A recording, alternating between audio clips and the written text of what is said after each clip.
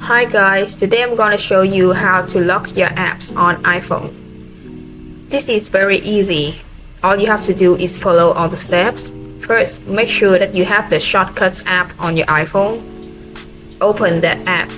You will see the automation section. Now you will add new automation. Scroll down until you see the option app. Tap on that button. Now you will hit the choose button and then choose any apps that you want to lock. I will choose the calculator as an example. There are two methods that you can choose. First method is choose the ease opened option and then hit run immediately. Choose next. Now you need some action to do with your apps. Choose the new blank automation option. Now add action.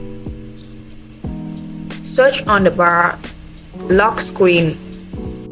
This action means that if you want to unlock the app, you have to go through the lock screen and you can open the app by using your Face ID or the passcode.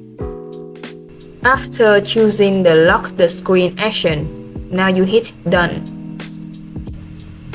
I will show you how it works. Turn on the calculator.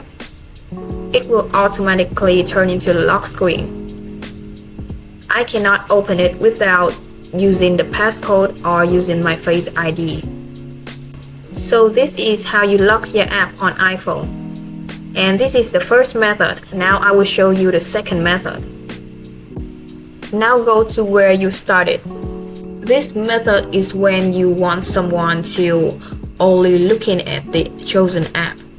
If they want to escape that app, the phone will automatically turn into the lock screen. All you have to do is choose the Ease Closed option.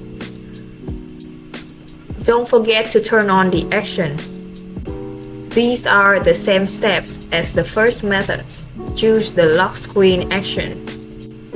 Now they can freely use the calculator, but when they want to get out of that app, it will automatically turn into the lock screen. And of course, they have to unlock it with the Face ID or the passcode. Thanks for watching. If you find this video useful, please like and subscribe.